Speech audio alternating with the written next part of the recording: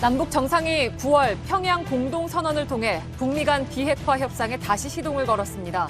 김정은 위원장은 처음으로 육성으로 비핵화 의지를 밝혔고 동창리 엔진 시험장과 미사일 발사대도 유관국 전문가들이 참여하는 가운데 영구 폐기하기로 했습니다.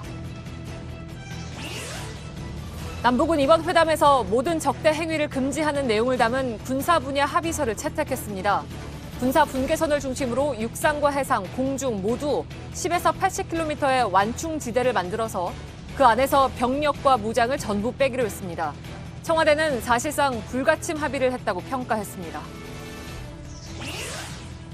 남북 정상은 올해 안에 동해선, 서해선, 철도와 도로 연결 착공식을 갖기로 했습니다. 금강산 지역의 이산가족 상설 면회소를 빠른 시일 안에 개소하고 2032년 올림픽 공동 개최를 위해서도 협력하기로 했습니다. 김정은 위원장이 가까운 시일 안에 서울을 방문하겠다고 밝혔습니다. 문 대통령은 올해 안을 의미한다고 말했습니다.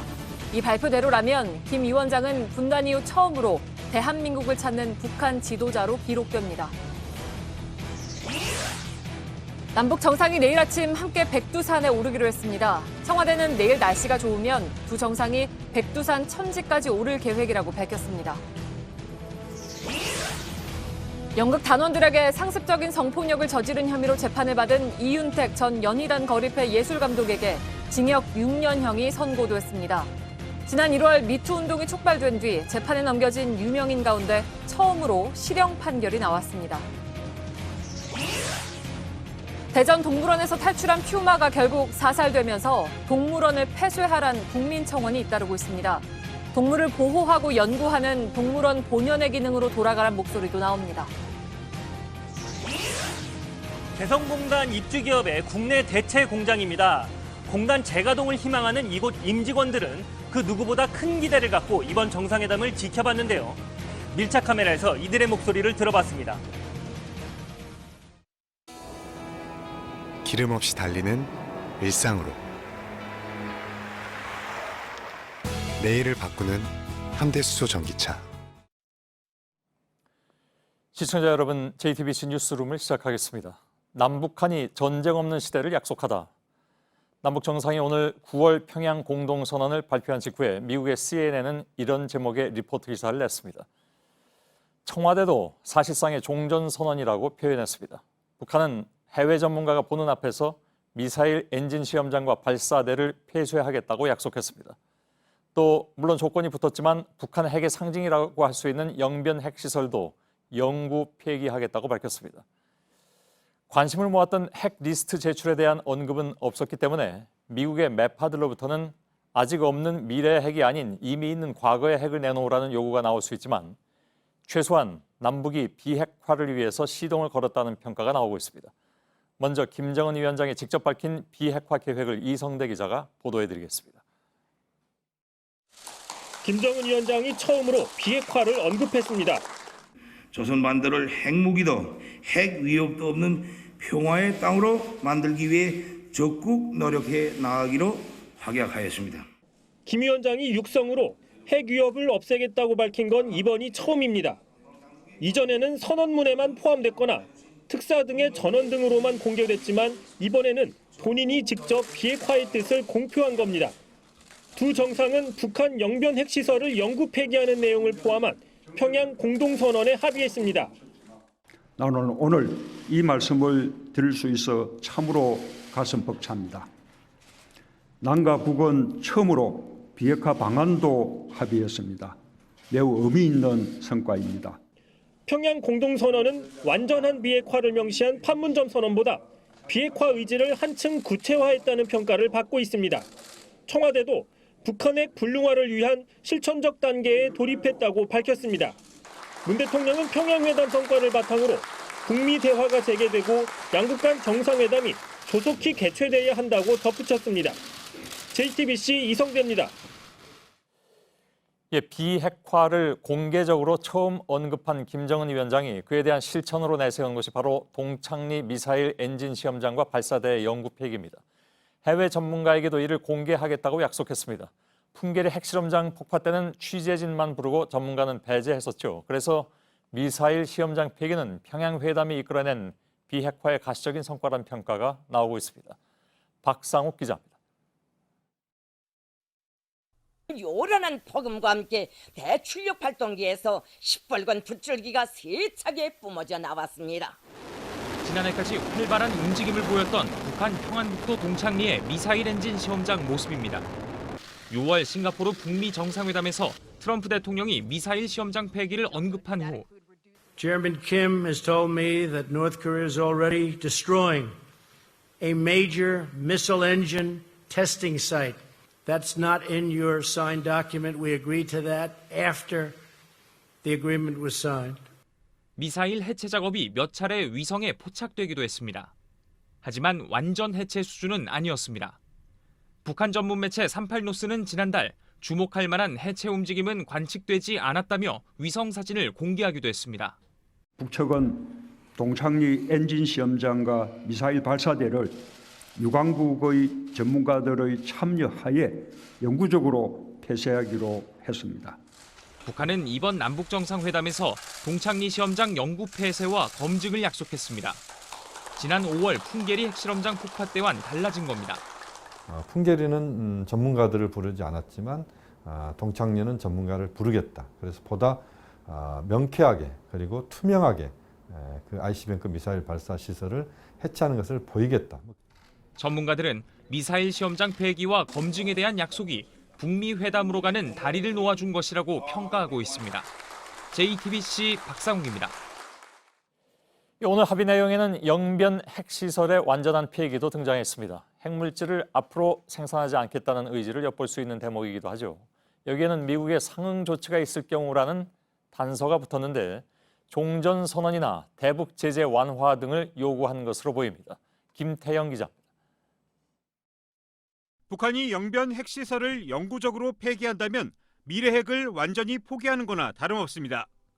영변 핵시설의 불능화는 따라서 앞으로 새로운 어떤 신규 핵물질을 생산한다든지 아니면 핵 무기를 개발한다든지 할 수 있는 근원을 원천적으로 차단하겠다는 의지이기 때문에 그 자체로 의미가 굉장히 크다. 하지만 북한은 단서를 달았습니다. 미국이 6.12 북미 공동성명의 정신에 따라 상응 조치를 취하면 이란 전제 조건입니다. 북미 간 새로운 관계 수립, 수십 년의 긴장과 적대 행위 극복 등의 문구에서 짐작할 수 있듯 북한 체제를 보장해 줄 만한 미국의 가시적인 조치가 우선돼야 함을 분명히 한 겁니다. 북의 입장은 새로운 관계라고 하는 건 종전선언해서 불가침 의지를 분명히 해주고 그걸 통해서 평화협정을 이제 이행해 나가는 거니까. 그동안 요구해온 핵리스트 제출 대신 핵물질 생산 중단이란 카드를 받은 미국이 이른바 상응하는 조치를 취할지는 향후 북미 협상에서 핵심 의제가 될 것으로 보입니다. JTBC 김태영입니다. 이번 정상회담의 가장 핵심적인 문제, 즉 비핵화 합의 문제는 좀 더 들여다봐야 할 필요성이 있을 것 같습니다. 허진 기자가 나와 있습니다. 동창리 미사일 엔진 시험장, 엔진 시험장이라고 하니까 비핵화하고 상관이 있겠느냐라는 생각을 할 수도 있겠는데 사실은 굉장히 밀접한 관계가 있는 것이죠. 네, 동창리에는 엔진 시험장 그리고 미사일 발사대가 있는데요. 쉽게 말하면 이 핵탄두를 실어 나를 미사일, 즉 이 대륙간 탄도 미사일을 시험을 하고 이 발사를 할 수 있는 시설입니다. 이번에 북한이 약속한 건 미국 본토에 직접적인 위협이 될 수 있는 ICBM 발사대를 없애겠다는 약속입니다. 미사일 발사대를 없애면 인공위성 발사도 어려울 수가 있는데 이 전문가들은 이 북한이 장기적으로 인공위성 발사까지 중단하겠다는 의미라고 해석을 했습니다. 예, 사실 미국의 입장에서는 핵물질을 만들어내는 것도 경계해야 되지만 그것을 나르는 무기, 그러니까 미사일, 이게 굉장히 신경 쓰였던 문제이기 때문에 그래서 지난번에 그 북미 회담, 그러니까 싱가포르에서 있었던 북미 회담 때 트럼프 미 대통령이 바로 이 문제를 거론한 바가 있는데 그때하고 뭐가 달라진 겁니까? 네, 말씀하신 것처럼 실제 6.12 정상회담 당시에 그런 언급이 있었고 북한이 실제로 행동에 들어갔다 이런 얘기도 나왔었는데요. 예. 하지만 워싱턴 조야에서는 북한이 자기들끼리 하는 게 무슨 의미가 있느냐, 완전 폐기가 아닐 수도 있다 이런 지적이 나왔습니다. 그래서 이번에 합의문에는 유관국 이 전문가들의 참관하에라는 문구가 명시가 됐습니다. 예. 그러니까 쉽게 말해 미국의 전문가를 북한에 데려가서 확인을 시켜주겠다는 겁니다. 예. 영변 핵시설 영구 폐기도 거론이 됐습니다. 영변이란 가장 상징적이고도 대표적인 그런 핵시설인데 다만 전제 조건이 붙기는 했죠. 네, 그 영변 핵시설에는 390여 개의 그 핵시설 건물이 있다고 합니다. 특히 이 플루토늄 재처리 시설 그리고 고농축 우라늄을 생산하는 시설이 있는데 미국은 그 중에서도 최근 북한이 오히려 규모를 배로 늘렸다고 알려진 우라늄 농축 시설에 관심이 큽니다. 북한이 이번 공동선언에 이걸 폐기할 수도 있다고 약속을 했는데 이 전문가들 의견을 먼저 들어보겠습니다. 예. 영변은 우라늄 농축 설비를 포함하기 때문에 더 큰 진전이고 영구 폐기이기 때문에 예전의 불능한 정도를 넘어선다고 보죠. 예. 아까 얘기한 대로 미국이 좌우지간 그 전에 상응하는 무슨 조치를 내놔라. 그래야 영변은 영구히 폐쇄한다. 이게 전제 조건이잖아요. 네, 북한은 일단 동창리에 대해서는 참관하에 먼저 선제적으로 시설을 없앨 테니까 미국도 자기네들에게 제재를 완화하거나 상응하는 조치를 해라. 그러면 영변도 폐기에 나서겠다 이렇게 밝힌 겁니다. 예. 근데 이번에 보면 정작 미국이 요구했던 핵물질 신고 리스트, 그러니까 앞으로 뭘 하겠다는 것이 아니라 이미 있는 기존의 핵무기에 대한 그리고 핵시설에 대한 리스트 내놔라 했잖아요. 근데 그건 지금 안 나왔습니다. 오늘까지 얘기는. 그래서 가지고 있는 핵은 그냥 보유하겠다는 게 아니냐. 이런 비판적인 목소리가 이미 나오고 있습니다. 네, 실제로 보수 진영 일부에서 그런 비판이 나오고 있습니다. 예. 하지만 이번에 현실적으로 북한이 우리 정부에 제시할 수 있는 카드는 모두 내놓은 게 아니냐 이런 평가가 나오는데요.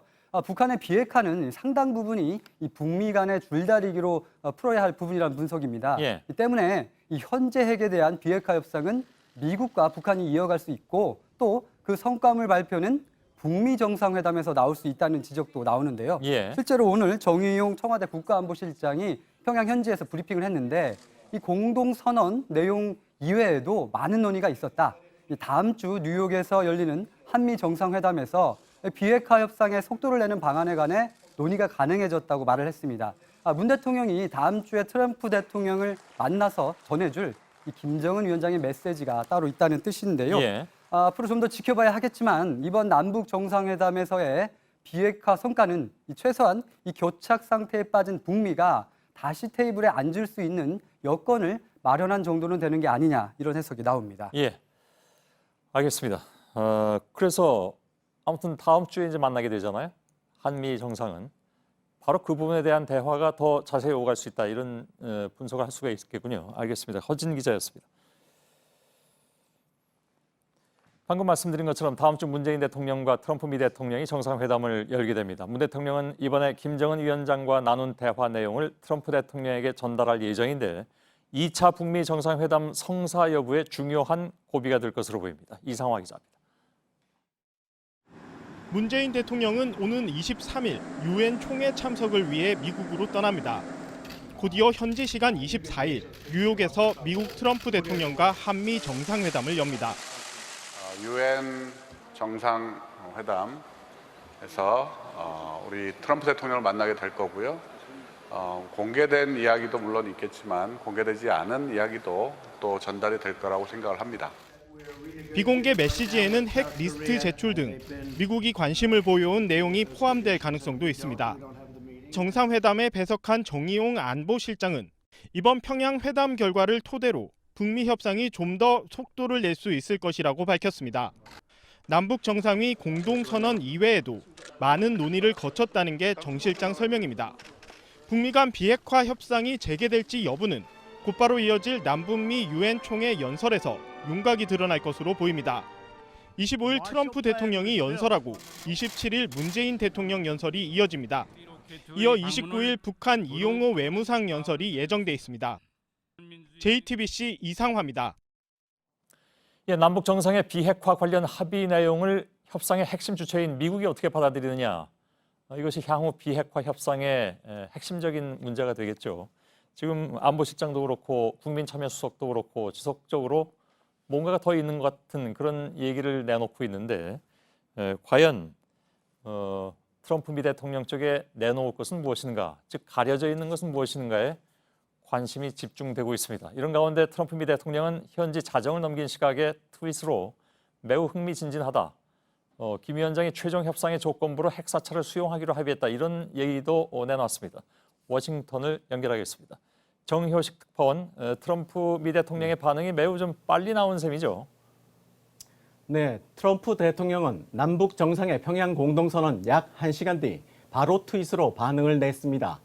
김정은 위원장은 최종 협상의 조건부로 핵사찰을 수용하기로 동의했다. 또 미사일 시험장과 발사대를 국제 전문가들의 참관 아래 영구적으로 해체하기로 합의했다고 썼습니다. 전체적으로 평양 정상회담 결과에 만족한 것으로 볼 수 있는 내용입니다. 예. 방금 이제 얘기한 것 중에 눈에 띄는 것이 역시 이제 최종 협상의 조건부로 김 위원장이 핵사찰을 수용했다 이 내용입니다. 그런데 평양 공동선언에 이것이 명시되지는 않은 내용인데 어떻게 봐야 될까요? 워싱턴에선 트럼프 대통령이 트윗에 적은 그대로 동창리 국제 전문가 참관과는 별개로 핵사찰 수용 메시지를 받았을 가능성이 크다는 분석이 나오고 있습니다. 선언문엔 담기지 않은 비공개 합의 부분이 백악관으로 전해졌을 개연성이 높다는 겁니다. 국제사회에서 핵사찰은 통상 핵 리스트 신고와 검증을 뜻합니다.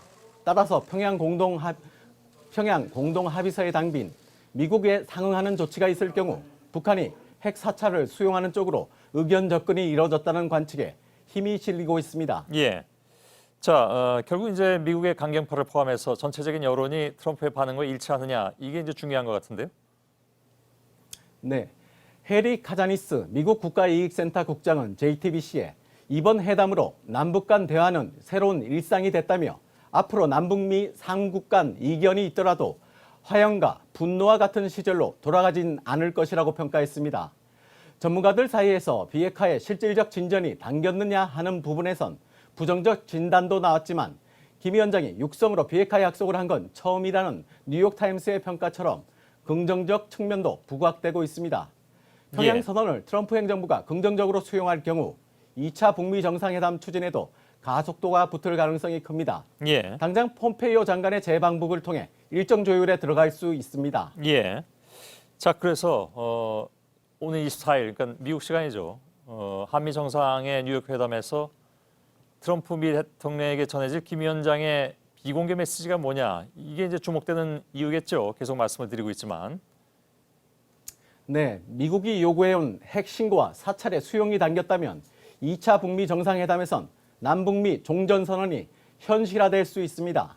다만 김 위원장이 핵무기 신고 대신 영변 핵시설 해체로 미래의 핵폐기, 현재의 핵 동결이라는 카드를 제시했다면 폼페이오 장관이 이끄는 협상팀이 이를 첫 단계로 수용할지가 관건입니다. 예, 알겠습니다. 워싱턴의 정효식 특파원이었습니다. 김정은 위원장은 가까운 시일 안에 서울을 방문하겠다고 밝혔습니다. 문 대통령은 가까운 시일은 올해 안을 의미한다, 이렇게 구체적인 설명을 덧붙이기도 했습니다.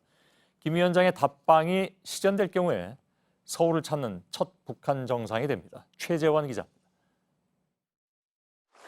남북 정상은 이번 회담을 통해 다음 4번째 만남도 약속했습니다. 장소는 서울입니다. 나는 문재인 대통령에게 가까운 시일 안에 서울을 방문할 것을 약속했습니다. 여기서 가까운 시일 안에라는 말은 특별한 사정이 없으면 올해 안에라는 의미를 담고 있습니다. 문재인 대통령의 제안을 김정은 위원장이 수락한 겁니다. 방문이 실제 이루어지면 김 위원장은 4월 판문점 회담을 통해 처음 남한 땅을 밟은 데 이어 서울을 찾는 최초의 북한 정상으로 기록됩니다. 지금까지 남측을 찾은 북한의 최고위급 지도자는 올해 2월 방문한 김영남 최고인민회의 상임위원장 정도입니다. 김 위원장의 서울 방문은 그 자체로 남북 간 불가침을 실현하고 한반도의 항구적인 평화 구축을 앞당기는 결정적인 계기가 될 수 있습니다. 또 한 해 동안 판문점과 평양, 서울을 오가는 4차례 연쇄 회담을 통해 남북 정상의 만남도 정례 회담으로 자리 잡게 됩니다. JTBC 최재원입니다. 예, 보수 진영에서는 매번 왜 우리 대통령만 평양에 가야 하냐라면서 그동안에 북한 최고 지도자의 답방을 요구해왔습니다. 그러나 최근 기류를 감안할 때 정작 김 위원장의 서울 방문이 이루어지면 일부에선 매우 민감한 반응을 보일 것이라는 전망도 나오죠. 이런 부분 때문인지 북측의 참모들 모두 반대했지만 김정은 위원장은 독자적으로 서울 방문을 결정했다고 합니다. 임소라 기자입니다. 지난 2000년 1차 남북 정상회담에서 김정일 북한 국방위원장은 적절한 시기에 서울을 방문하겠다고 약속했습니다. 당신이 서울 와야 우리 민족이나 세계 사람들이 남북 관계가 지속적으로 발전할 것이다 하는 걸 믿는다. 당신보다 더 나이 먹은 노인이 여기까지 왔는데 당신이 안 온다고 해서 말이 되겠냐, 이런 말도 농담으로 했습니다. 2007년 열린 2차 남북 정상회담에서도 김 위원장은 노무현 전 대통령에게 여건이 좀 더 성숙해지면 서울을 방문하겠다고 언급한 바 있습니다. 그러나 김정일 위원장 생전에 이 약속은 실현되지 않았습니다. 첫 남북 정상회담이 개최된 지 18년 만에 북한 최고 지도자의 서울 방문은 어느 때보다 이루어질 가능성이 커졌습니다. 여기에는 김정은 위원장의 뜻이 강하게 반영됐습니다. 주변에서 전부 다 반대를 했답니다. 서울 방문하는 거에 대해서. 그런데 그거는 완전히 김정은 위원장이 독자적 결정이었는데 그걸 막지를 못했답니다. 은둔의 지도자였던 아버지와 달리 정상국가 지도자로서 정상 외교를 펼치겠다는 김정은 위원장의 의지가 작용한 것으로 해석됩니다. 여야 할 것 없이 요구해왔던 북한 최고 지도자의 답방이지만 이번에는 반발에 대한 우려도 나옵니다. 앞서 자유한국당 의원과 일부 보수단체 회원들은 올 초 김영철 통일전선부장 방남 당시에도 통일대교 앞에서 저지 시위를 벌였습니다. JTBC 임소라입니다. 남북의 정상은 내일 오전에 함께 백두산에 오르기로 했습니다. 그럴 가능성에 대한 얘기가 지금껏 돌긴 했지만 실제로 성사가 된 셈이죠. 백두산을 찾은 뒤에 문 대통령은 삼지연 공항을 통해서 곧바로 서울로 돌아오게 됩니다. 신진 기자입니다. 청와대는 김정은 위원장의 제안으로 남북 정상이 백두산을 찾을 것이라고 밝혔습니다. 우리 대통령께서도 그동안 여러 차례에 걸쳐 중국을 통하지 않고 우리 땅을 밟고 천지에 오르고 싶다, 백두산에 오르고 싶다는 그런 말씀들을 해오셨고요. 북측에서 아마 이러한 바람을 잘 알고 있었기 때문에 실제로 문 대통령은 지난 4월 1차 남북 정상회담 당시 이런 바람을 여러 차례 드러냈습니다. 내가 오래전부터 이루지 못한 꿈이 있는데 바로 백두산과 개마고원을 트레킹하는 것입니다. 김정은 위원장이 그 소원을 꼭 들어줄 것이라고 믿습니다. 청와대는 백두산 방문이 미리 조율된 것이 아니라고 했습니다. 두 정상은 평양 순안국제공항에서 비행기를 타고 삼지연 공항까지 이동할 예정입니다. 백두산까지는 차량을 이용합니다. 백두산엔 길이 잘 닦여 있어 차량으로 산 중턱까지 갈 수 있습니다. 그 뒤로는 궤도 차량으로 남쪽 정상인 장군봉까지 오릅니다. 날씨가 좋으면 케이블카를 이용해 백두산 천지에 갈 수 있다고 청와대는 전했습니다. 문 대통령은 삼지연에서 열리는 환송 행사를 마친 뒤 서울로 돌아올 예정입니다. 삼지연 공항은 남북 경제협력 후보지로 꼽히는 곳입니다. 2007년 남북 정상회담 당시 백두산 직항로를 개설하기로 합의하면서 실제로 개발 방안이 추진되기도 했습니다. JTBC 신진입니다. 남북 간에 또 하나 매우 중요한 합의가 군사 분야에서 나왔습니다. 한반도에서 전쟁의 위험을 없애기 위한 것인데 지금부터는 그 내용을 짚어드리겠습니다. 땅과 하늘, 바다에서 어떤 경우에도 무력을 쓰지 않기로 했고 우리 군과 민간인까지 위협했던 해안포의 포문을 폐쇄하기로 했습니다. 김소연 기자. 한반도를 가로지르는 군사 분계선으로부터 남북 각 2km씩 총 4km 구간이 무력 충돌을 막기 위해 설정된 비무장지대입니다. 이번 합의로 완충지대는 총 10km 폭으로 늘어납니다.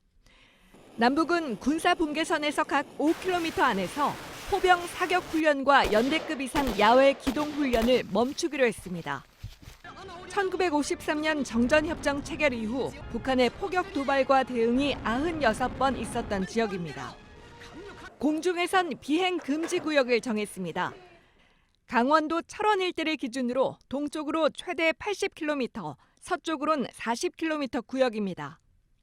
헬기와 무인기 등 기종에 따라 비행 고도가 다른 만큼 구간을 달리했습니다. 국방부 당국자는 이 구역을 비행하지 못한다고 우리 군의 정찰 능력이 떨어지는 건 아니라고 설명했습니다. 동해와 서해의 80km 해역에서도 포 사격과 해상 기동 훈련을 중지합니다. 특히 서해안의 해안포와 함포에 덮개를 씌우고 포문을 닫기로 했습니다.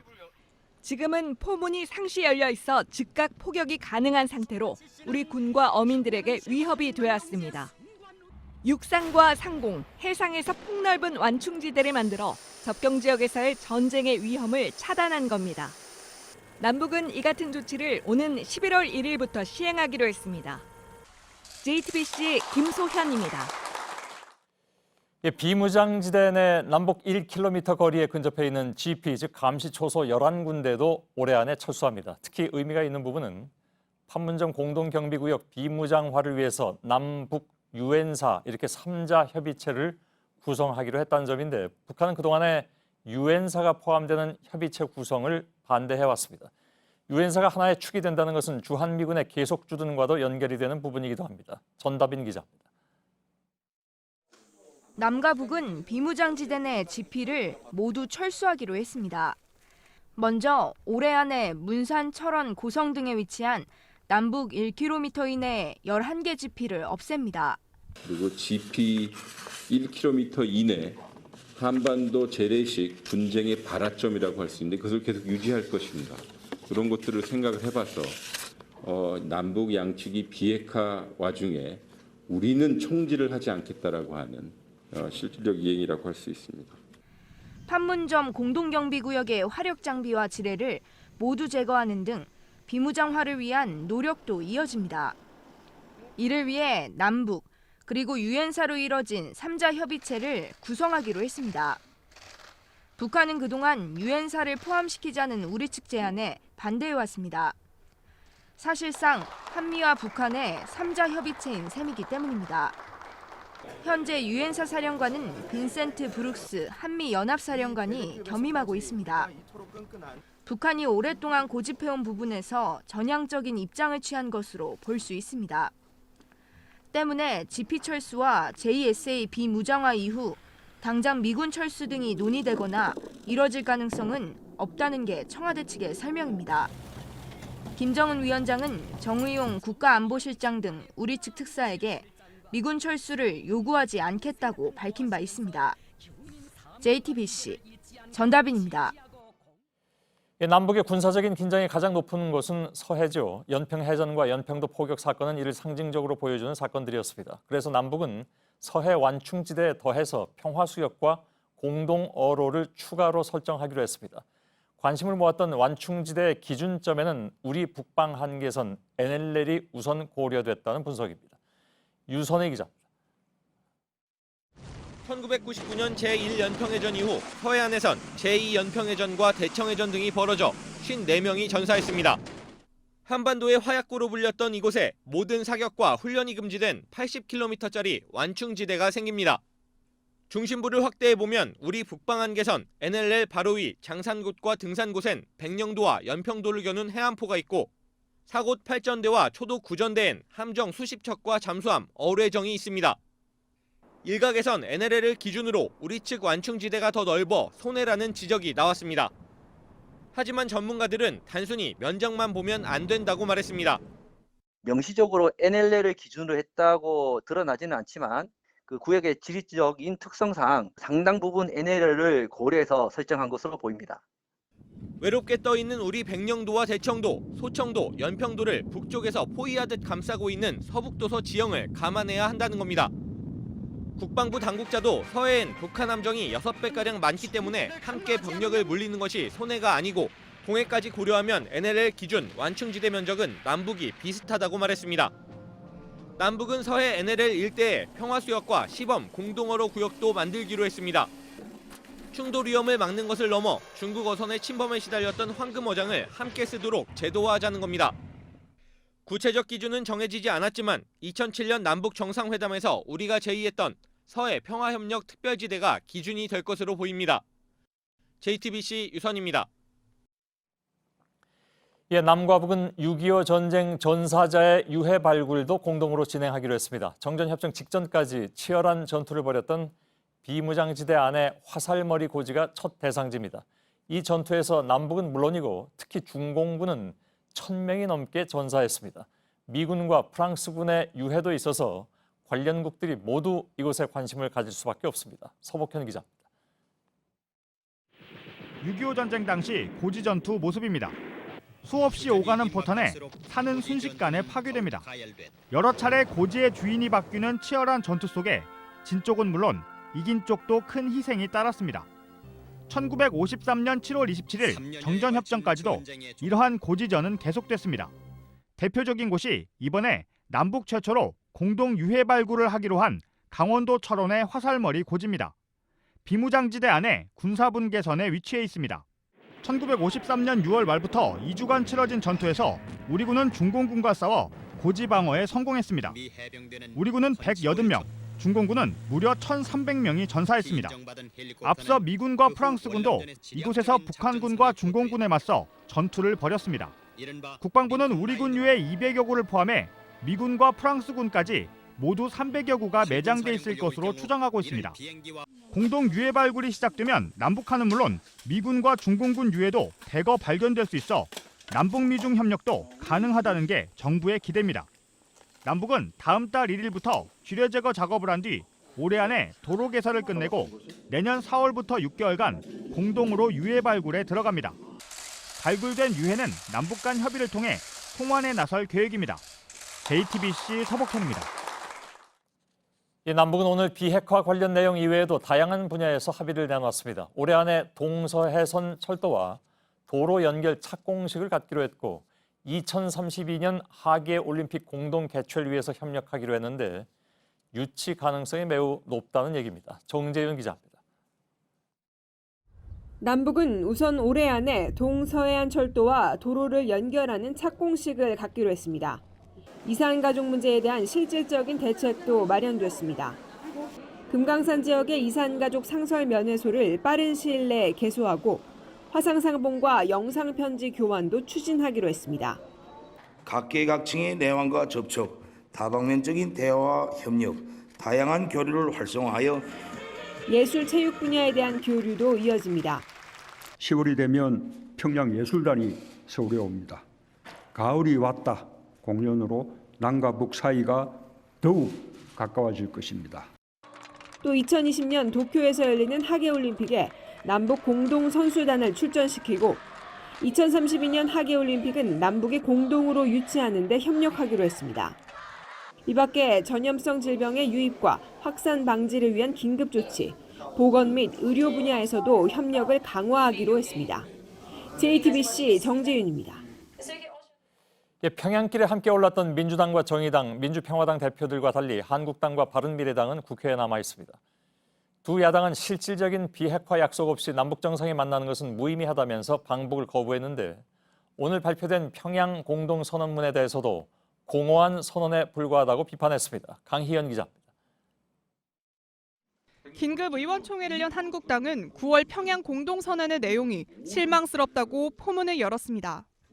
그동안 북한이 고수해온 이 살라미 협상 전술을 그대로 받아들인 공동성명에 불과합니다. 동창리 엔진 시험장과 영변 핵시설 폐기 등을 명시한 건 북한의 비핵화 신용일 뿐이라고 말했습니다. 군사 분야의 합의에 대해서도 비판했습니다.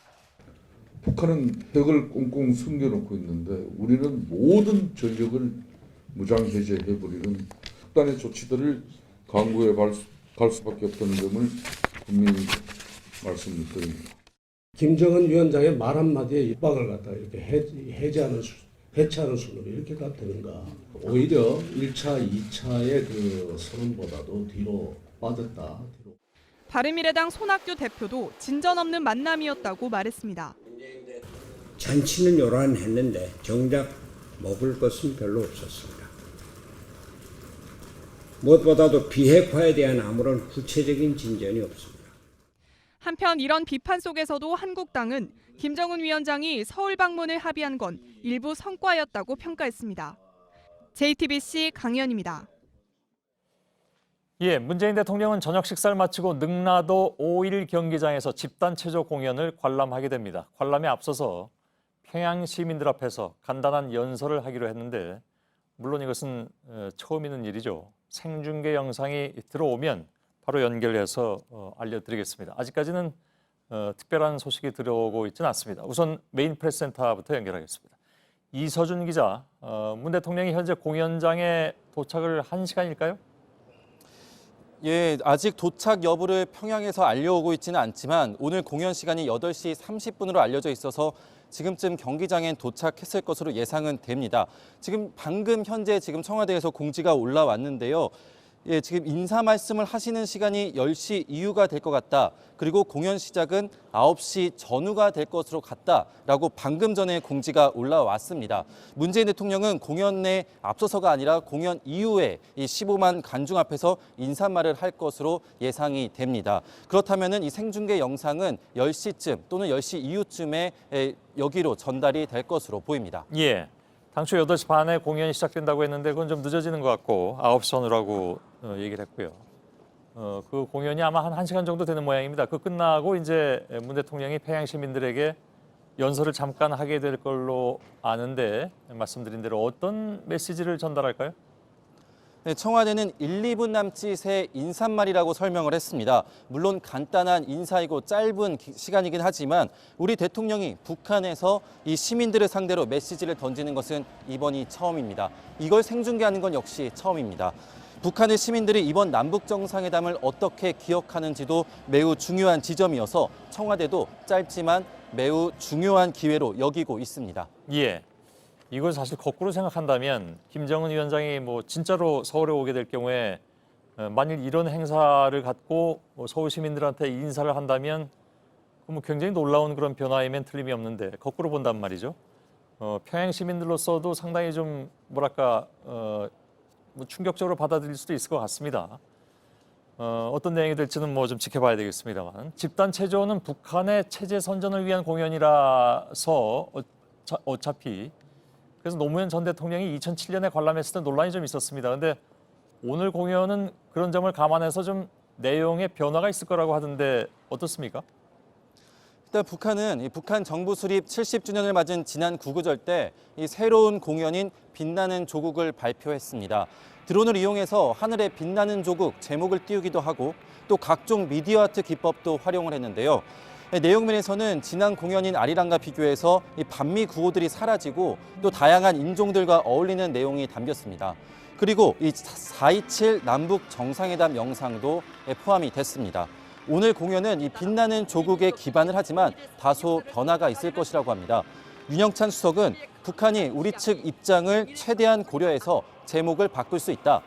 일부 내용도 바꿔서 문 대통령을 환영하는 내용이 될 것이다. 이렇게 설명을 했습니다. 예. 자, 이걸로 이제 오늘 일정은 끝나는 것이 될 테고 내일 아침 일찍 배투수산으로 떠나야 되지 않습니까?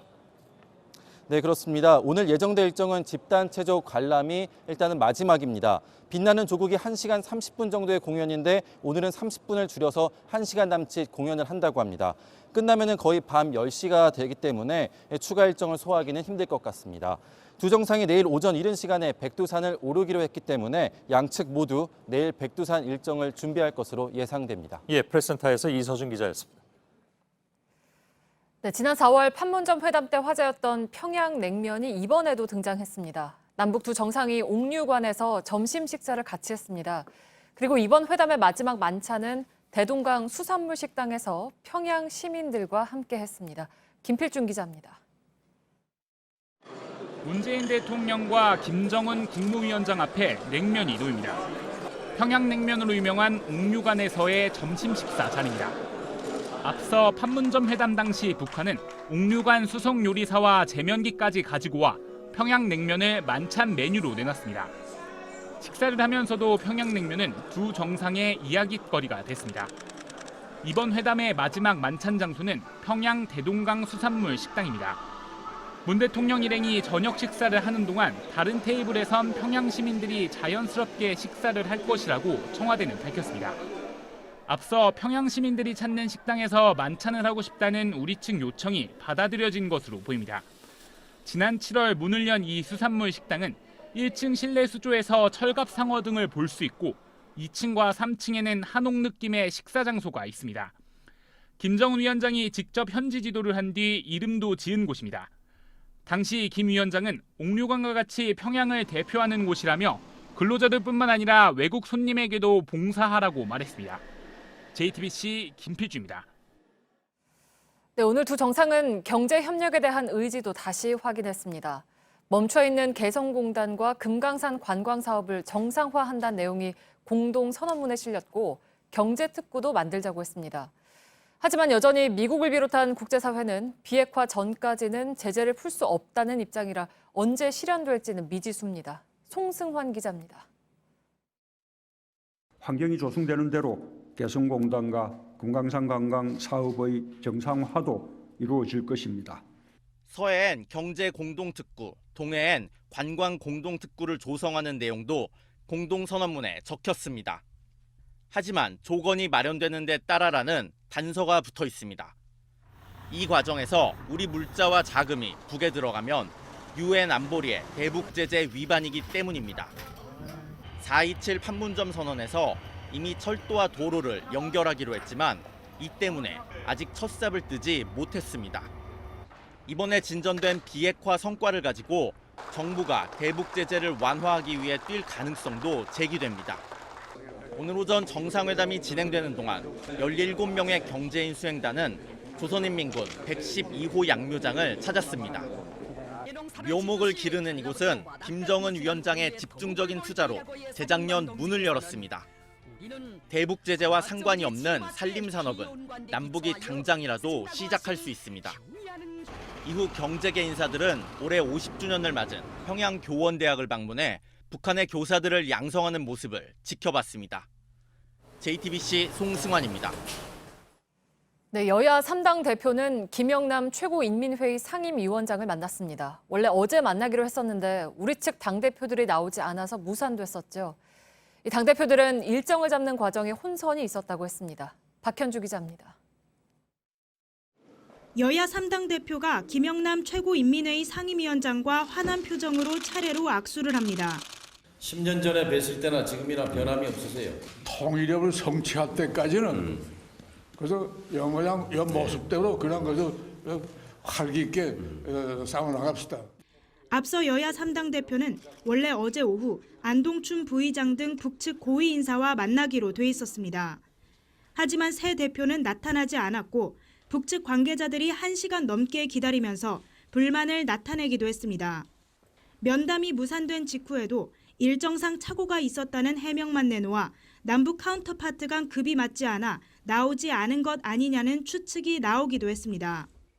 이른바 노쇼 논란에 대해 이해찬 대표는 김영남 상임위원장과의 면담에 시도지사와 장관들이 합류하게 되면서 참석자 수가 갑자기 많아졌다며 이 때문에 3당 대표만 별도로 만나려고 했는데 일정상 착오가 생겼다고 말했습니다.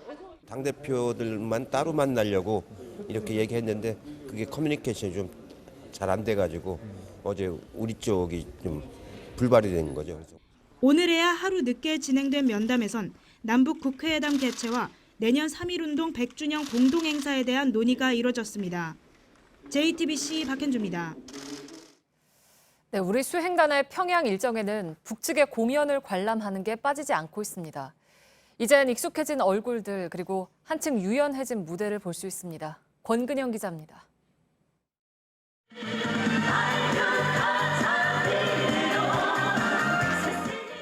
짧은 반바지, 민소매 차림의 가수들은 우리 걸그룹을 떠올리게 합니다. 5명의 춤은 동작 하나하나가 정확합니다. 2월 평창올림픽과 4월 우리 예술단의 평양 공연까지 삼지연 관현악단은 남북이 마주할 때마다 무대 위에 섰습니다. 그만큼 가수들이 낯익었는데 보다 유연한 시도로 눈길을 모았습니다. 남쪽 드라마를 영상으로 띄운 채 일부 공연을 하기도 했습니다. 이번엔 남북 정상을 앞에 두고 또 우리 수행단을 위한 무대여서인지 우리에게 친숙한 노래를 들려줬습니다.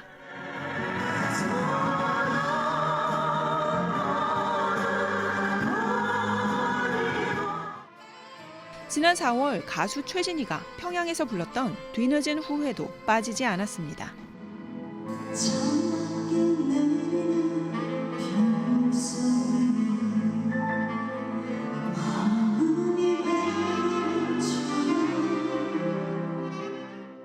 노래가 불려질 때마다 객석에선 이야기꽃이 피었습니다. 우리의 소원은 통일은 함께 손뼉치며 불렀습니다. 일부 북측 관객들은 눈물을 흘리기도 했습니다. 차범근 전 감독은 공연의 마지막 노래를 들을 때 눈물이 날 만큼 뭉클했다고 말했습니다. 수행단은 오늘 만경대 학생 궁전을 찾아 어린이들의 공연도 지켜봤습니다. JTBC 권근영입니다. 예, 오늘 국회에서는 유은혜 사회부총리 겸 교육부 장관 후보자에 대한 인사청문회가 열렸습니다. 유 후보자가 위장 전입에 대해서 사과했지만 오히려 새로운 의혹들이 제기되면서 여야 의원들의 공방이 이어졌습니다. 백민경 기자입니다. 유은혜 후보자는 일단 딸과 함께 위장 전입을 한 사실에 대해 머리를 숙였습니다. 진심으로 송구스럽게 생각합니다. 더 신중하게 판단했어야 하는. 하지만 성공의 건물로 위장 전입한 것에 대한 야당 의원들의 문제 제기는 계속됐습니다. 신조어 탄생, 민주화 갑질 사퇴하셔야 합니다. 워킹맘으로서 또 반정부 투쟁, 반독재 투쟁을 할 수밖에 없는 워킹맘으로서의 애로사항이 있었던. 남편 회사의 사내이사를 의원실 비서로 채용한 의혹에 대한 공방도 계속됐습니다. 기록에 남아 있었던 건 사실인데요. 일을 직접 나가서 하지 않았기 때문에 후보자님 그걸 답변이라고 하시나요? 일을 안 하고 있으면 사내이사가 아닙니다. 남편이 단기간 급여를 받았던 인쇄업체 총선 공보물 인쇄를 맡긴 것에 대한 일감 몰아주기 의혹도 제기됐습니다. 자료 제출 문제로 여야 의원 사이에 고성이 오가기도 했습니다. 남의 얘기를 좀 들으세요, 제발. 다음 총선 출마로 인해 1년짜리 장관이 될 수 있다는 지적에 대해서는 즉답을 피했습니다. JTBC 백민경입니다. 내일 모레 나올 주택 공급 대책을 놓고 정부와 서울시가 막판 줄다리기를 하고 있습니다. 그린벨트를 풀자는 국토부에 맞서서 서울시는 도심에 노는 땅, 빈 땅만 활용해도 6만 채 이상 지을 수 있다고 역제안을 했습니다. 역시 최종談判은 나란히 지금 방북길에 오른 김현미 장관과 박원순 서울시장이 귀국한 뒤에 이루어질 것으로 보입니다. 이태경 기자입니다. 그린벨트 해제에 반대하고 있는 서울시가 정부에 역제안을 했습니다. 서울 도심에 20곳 넘는 유휴지를 활용하면 6만 2천 호의 주택을 공급할 수 있다는 겁니다. 옛 구치소 부지, 철도 차량 기지 등의 부지에 각각 2천에서 3천 호를 짓는 방안입니다. 수치상으로는 정부가 서울에 짓기로 한 5만 호를 넘어서는 규모입니다. 그러나 국토교통부는 부정적입니다. 유휴지 같은 자투리 땅은 제약 조건이 많아 실제 사업에 속도를 내기 어렵다는 이유에서입니다. 가장 큰 제약은 인근 지역 주민들의 반발입니다. 박근혜 정부 때 추진한 공공임대주택 사업인 행복주택이 대표적인 사례입니다. 당시 정부는 철도 부지 등의 시세보다 싼 값에 임대주택 20만 호를 공급하기로 했지만 집값 하락을 우려한 지역 여론에 부딪혔습니다. 이 때문에 실제 사업 승인은 13만 호만 받았고 그마저도 지금까지 준공한 건 16,000호에 그쳤습니다. 그린벨트 해제 여부를 놓고 벌일 국토부와 서울시의 최종 담판은 방북 중인 김현미 장관과 박원순 서울시장이 귀국하는 내일 이뤄질 것으로 보입니다. JTBC 이태경입니다. 후배 연극 배우들을 상습적으로 성추행한 혐의를 받았던 이윤택 전 연희단 거리패 감독에게 법원이 징역 6년을 선고했습니다. 지난 1월 말에 JTBC의 서지현 검사 인터뷰로 미투 운동이 촉발된 뒤에 재판에 넘겨진 유명인 가운데 실형 판결을 받은 첫 사례입니다. 김선미 기자. 법원은 이윤택 감독이 8명의 후배 연극 배우를 18번에 걸쳐 강제로 추행했다고 판단했습니다. 안마를 시키면서 자신의 신체 부위를 주무르게 하거나 연기 지도를 한다며 후배들의 가슴과 주요 부위를 만진 사실이 인정된다는 겁니다. 이에 따라 1심 재판부는 오늘 징역 6년의 실형을 선고하고 80시간의 성폭력 프로그램을 이수하라고 했습니다. 그동안 이 씨는 피해자들이 미투 운동에 편승해 고소한 것이라며 신체를 만진 것은 연기 지도 방식이라는 취지의 주장을 했습니다. 하지만 법원은 피해자들이 실명으로 폭로한 점 등을 볼 때 진정성이 의심되지 않는다고 했습니다. 이어서 신체 접촉 부위와 정도를 볼 때 성적 수치심이나 혐오감을 일으킨 경우 상대가 동의하지 않으면 정당하다고 할 수 없다고 밝혔습니다. 특히 법원은 이윤택 씨가 한국 연극계를 대표하는 명성과 권위를 누리면서 소중한 꿈을 위해 권력에 복종할 수밖에 없던 피해자들의 처지를 악용했다고 했습니다. 그런데도 오히려 피해자들에게 책임을 전가하고 있어 중형 선고가 불가피하다고 했습니다. JTBC 김선미입니다. 양승태 대법원장 시절에 영장 담당 판사들로부터 판사 비리에 대한 수사 정보를 빼낸 것으로 의심받는 신광열 서울고법 부장판사가 피의자 신분으로 소환돼서 조사를 받고 있습니다. 검찰은 현직 판사들에 대한 수사가 진행되자 수사 기밀을 빼낸 뒤에 방어 전략을 짠 것으로 의심하고 있습니다. 한민영 기자입니다. 신광열 부장판사는 2016년 서울중앙지법의 형사사건을 총괄하는 수석 부장판사로 근무했습니다. 해외 원정 도박으로 재판에 넘겨진 정은호 씨 사건도 중앙지법에서 진행되고 있었습니다. 당시 검찰은 정은호 씨가 판사 출신 최유정 변호사를 선임해 재판부 등을 상대로 구명 로비를 벌인 정황을 파악해 수사했습니다. 사건이 현직 판사들에 대한 뇌물 수사로 번질 가능성이 커지자 대법원까지 나서 촉각을 곤두세웠습니다. 그런데 검찰은 당시 신 부장판사가 영장 판사들에게 얘기해 수사 기록을 보고하도록 한 정황을 포착했습니다.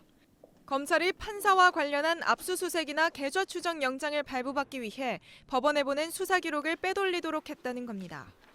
당시 영장 판사들은 최근 검찰 조사를 받으면서 신 부장판사의 요구가 있었고 기록 일부를 직접 복사해 전달했다고 인정한 걸로 알려졌습니다. 특히 검찰은 당시 청구한 영장에 판사 가족들의 이름이 있으면 관련 영장을 기각하거나 보고하도록 지침을 내린 걸로 보고 수사를 하고 있습니다. JTBC 한민용입니다. 어제 대전 동물원에서 우리를 탈출한 퓨마를 사살한 걸 두고 논란이 커지고 있습니다. 사람이 잘못했는데 퓨마를 꼭 죽여야 했냐 하는 거죠. 동물원 측은 시민들의 안전을 위해서 불가피했다고 했지만 오히려 동물원 자체를 폐지하란 논란으로 번지고 있습니다. 정영재 기자입니다. 사살된 퓨마 뽀롱이는 서울동물원에서 태어나 5년 전 대전 오월드 동물원으로 왔습니다. 어제 오후 5시쯤 사육사가 잠그지 않은 문을 통해 우리를 탈출했습니다. 오후 6시 40분쯤 동물원 안 숲속에서 발견돼 마취총을 맞았지만 약이 제대로 퍼지지 않아 다시 달아났습니다. 119 소방대하고 경찰 투입 하고 저희들하고 몇 개 단체가 있어가지고요 합동으로 했는데 그분들하고는 이제 손발이 퓨마가 사라진 경로를 두고 우왕좌왕하며 1시간 반이 흘렀고 해가 저 포획 시기를 놓친 겁니다. 뽀롱이는 마취총을 맞은 곳에서 300m가량 떨어진 건초더미 사이에 있었습니다. 시민들은 대응이 적절하지 못했다는 비판을 쏟아냈습니다. 사살 말고도 다른 방법이 있지 않았을까라는 생각도 많이 들고 좀 마음이 아프네요. 동물원 측은 날이 어두워지고 퓨마가 울타리 밖으로 나갈 수 있어 시민 안전을 위해 사살했다고 해명했습니다. 대전 오월드 동물원은 지난해 북극곰 남극이가 췌장암으로 폐사하는 등 열악한 시설 문제로 민원이 잦았던 곳입니다. 이번 사건으로 동물원을 폐지하자는 청와대 국민청원도 제기됐습니다. JTBC 정영재입니다. 네, 동물원에서의 불행한 사고는 사실 끊이지 않았습니다. 동물을 가두어 놓고 보는 이 관람형 방식을 근본적으로 바꿔야 한다는 지적입니다. 이정엽 기자입니다. 지난 2014년 경기도의 한 동물원. 여느 때처럼 악어쇼가 이어지는 도중 악어가 갑자기 조련사의 손을 물었습니다. 조련사의 오랜 학대에 이상 행동을 보인 겁니다. 3년 전엔 폐쇄된 동물원에서 희귀동물이 죽은 채 버려져 큰 충격을 줬습니다. 왈라비, 코아티, 비단뱀 등 보호종 17마리가 쓰레기통 등에서 발견됐습니다. 동물원에서 끊이지 않는 학대 사고를 막기 위해 이른바 동물원법이 재작년 제정됐지만 현실은 크게 달라지지 않았습니다. 국내 동물원 대부분이 여전히 동물을 우리에 가둬놓는 관람형이기 때문입니다. 동물원의 모습 자체가 좀 굉장히 인간 중심적이기는 해요. 서식 환경을 자연과 흡사하게 해준다든지 그런 투자와 보완이 필요한 거고요. 우리가 아닌 넓은 평지에 동물을 풀어놓는 방식이 도입되기는 했지만 극히 일부에 불과합니다.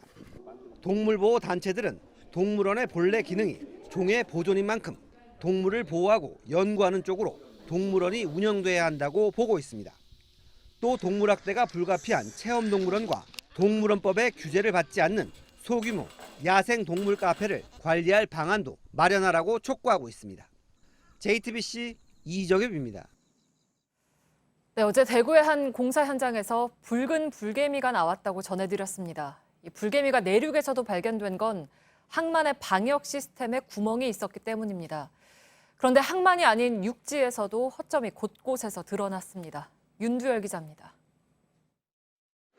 조경용 석재를 방수 비닐로 싸 살충용 가스를 집어넣습니다. 바위 틈새에 있을지도 모를 붉은 불개미를 죽이는 작업입니다. 개미를 유인할 먹이 트랩 400개도 설치했습니다. 붉은 불개미가 대구까지 들어올 수 있었던 건 항만에서 검역을 거치지 않았기 때문입니다. 지난해 붉은 불개미가 우리나라에 처음 들어온 이후 방역당국은 코코넛 껍질 등 32개 품목에 대해 컨테이너를 열어 검사를 해봤습니다. 하지만 개미가 집을 지을 수도 있는 석재는 검사 품목에 빠져 있었습니다. 방역당국은 이제서야 석재를 불개미 전염 우려 물품으로 지정해 검역 대상에 포함시키기로 했습니다. 불개미를 발견하기까지 일주일이 흐르면서 또 다른 허점도 드러나고 있습니다. 중국에서 석재를 싣고 온 컨테이너 8개 중 3개는 이미 다른 배에 실렸고 5개는 부산항에 놓여 있는 것으로 확인됐습니다. 석재를 싣고 온 화물차도 방역 대상이지만 일주일 동안 이곳저곳을 돌아다닌 뒤입니다. 모두 11대인데 대구에서 화물을 내린 뒤 다시 부산으로 가 전국으로 화물을 실어 날랐습니다. 포항과 구미, 멀리는 평택까지 간 게 확인됐습니다. 환경부는 화물차를 소독하고 화물을 내린 장소에도 개미 트랩을 설치하기로 했습니다. JTBC 윤두열입니다. 의료기기 영업사원에게 대리수술을 시키고 환자를 뇌사 상태에 빠뜨려 구속됐던 부산의 한 정형외과 의사가 최근 석방돼서 다시 진료하고 있는 사실이 확인됐습니다. 현행 의료법은 이를 막을 방법이 없습니다. 구석찬 기자입니다. 스스로 수술실에 걸어 들어간 40대 환자는 어깨 수술 직후 뇌사 상태에 빠졌다 결국 넉 달 만에 숨졌습니다. 이 수술을 의료기기 영업사원에게 맡겼던 병원장 46살 이모 씨는 구속됐지만 금세 병원으로 돌아왔습니다. 네, 원장님께서 진료 봐주시고요. 이 씨가 구속 적부심을 신청하자 범행을 시인하고 유족과 합의했다는 이유로 법원이 지난 7일 석방 결정을 한 겁니다. 이 씨는 한 주간만 휴진한 뒤 그제부터 다시 출근했습니다. 이 씨가 석방된 지 열흘 만에 영업을 재개한 걸 두고 허술한 의료법에 대한 비판이 거세지고 있습니다. 관할 보건소는 검찰의 의료법 위반 처분 통보를 기다릴 수밖에 없다는 입장입니다. 이달 조사 중이니까 지금 당장에 업무 정지를 시행할 수 있는 방법은 없다는 말씀입니다. 검찰이 이 씨를 기소하더라도 보건소가 할 수 있는 처분은 자격정지 3개월이 전부입니다. 의사의 실명 공개라고 하는 아예 박탈하는 좀 강력한 이 제재가 좀 필요하고요. 하지만 실형이 확정돼야 의사 면허를 취소할 수 있고 그나마 재신청하면 대부분 다시 면허를 내주는 의료법 개정은 여전히 국회 문턱을 넘지 못하고 있습니다. JTBC 구석찬입니다.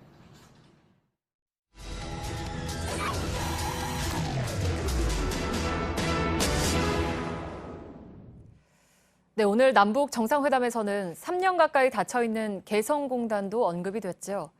환경이 조성되면 정상화도 이루어질 거란 대통령 발언에 입주 기업들의 기대가 커지고 있습니다.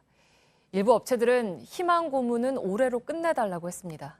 1차 카메라 손광균 기자가 현장에 다녀왔습니다. 개성공단 입주 기업이 국내에서 운영을 해오다 최근 문을 닫은 한 공장입니다. 재고 제품을 담은 박스가 한가득 쌓여 있습니다. 원래는 옷을 만드는 회사였다고 합니다. 하지만 사실상 3년 가까이 휴업이 계속되면서 기계에는 이렇게 먼지만 쌓여 있고요. 공단으로 가져가려던 장비도 이렇게 바닥에 놓여 있는 상태입니다. 지난 4월 중소기업 중앙회가 개성공단 입주기업 123곳 중 100여 곳을 조사한 결과 10곳 중 3곳꼴로 생산량이 급감했습니다. 줄어든 건 매출만이 아닙니다. 대부분의 기업들이 직원 상당수를 내보내야 했습니다. 3년 전 개성공단에서 500여 명을 통해 상품을 만들던 이 회사는 지난해 생산 설비를 해외로 옮겼습니다. 이 업체의 경우 경영난을 딛고 베트남에 생산 공장을 만들었는데요. 그러나 그렇다고 해서 공단 폐쇄 이전보다 사정이 나아지지는 않았다는 게 업체 측의 설명입니다. 안 나갔으면 이제 뭐 5달에 바이어를 다 놓칠 수 있는 거고 공장을 문 닫을 수밖에 없었던 거죠. 갑작스러운 정부의 철수 명령에 공장을 해외로 옮기는 데만 1년 9개월이 걸렸습니다. 수십 명이 넘던 직원도 지금은 5명에 불과합니다. 뭐 4시에 폐쇄한다는 소식을 들었을 때 참 막연하더라고요. 말 그대로 빈몸으로 나와가지고 아무것도 할 수 없는 멘붕 상태였습니다. 멘붕 상태. 국내에 따로 생산 설비가 없이 개성공단에만 의지했던 업체들의 피해는 더 심각합니다. 경기도 양주에서 고무 제품을 만드는 업체입니다. 개성공단에서 철수한 뒤 1년가량 비닐하우스에서 생산 설비를 보관해오다 지난해 다시 공장을 차렸습니다. 개성에서 들어가기 위해서 살아남아야 되니까 살아남기 위한 한 발버둥이라고 보시면 됩니다. 개성공단 재가동을 바라는 건 경제적인 이유만이 아니라는 입장입니다. 개성 가서 일을 해보면 이게 과연 작은 통일이구나 하는 그런 기대감이 있어요. 그런 것들을 좀 해줄 수 있는 정부의 역할이 저희는 간절히 바라고 있습니다. 방송에서 개성의 모습을 바라보는 소외도 남다릅니다. 그 외곽길이에요. 저희 공장까지가 한 1km. 한참 뭐 우리 공장을 비롯해서 쳐다봤죠. 지난주 남북은 공단 주변에 연락사무소를 만들고 개소식을 치렀습니다. 특히 이번 정상회담에서 개성공단이 언급되면서 공단 재가동에 대한 기대감은 그 어느 때보다 커지고 있습니다. 요즘 분위기 봐서는 뭔가 좀 금방이라도 될 것 같은 그런 마음인데 감회가 새롭기도 하겠지만 이건 눈물이 날 만큼 그 모습들이 상상이 되네요. 하지만 시간이 갈수록 업체들의 폐업도 늘고 있습니다. 공단 철거 이후 매출 감소로 문을 닫은 업체만 15곳이 넘습니다. 희망 고문이 너무 길게 가고 있다. 희망을 아직 버리지 못했는데 오늘 현실은 너무 암담하고 답답하거든요. 그러다 보니까 그 고문이 너무 날이 갈수록 아프게 와닿고. 남북 두 정상은 환경이 조성되는 대로 개성공단을 정상화하는 데 뜻을 모았습니다. 지난 2004년 문을 연 이후 희망과 절망을 오간 입주 기업들은 언제쯤이면 개성의 기계 소리를 다시 들을 수 있을까요? 밀착 카메라 손광균입니다.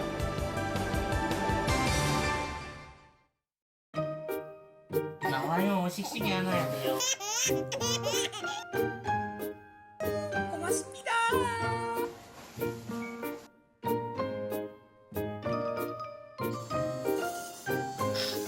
이대리님 잘 다녀오세요. 아이와 아빠의 함께가 시작되는 가장 소중한 시간이기에 좋은 아빠가 되어 돌아오세요. 아이가 자라는 만큼 아빠도 함께 자란다.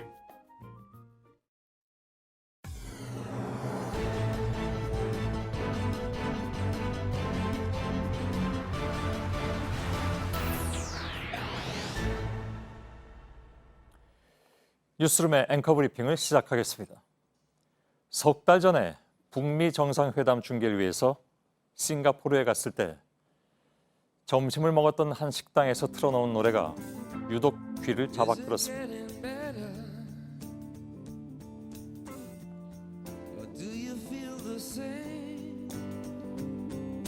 예, 그룹 U2의 명곡 원이었습니다.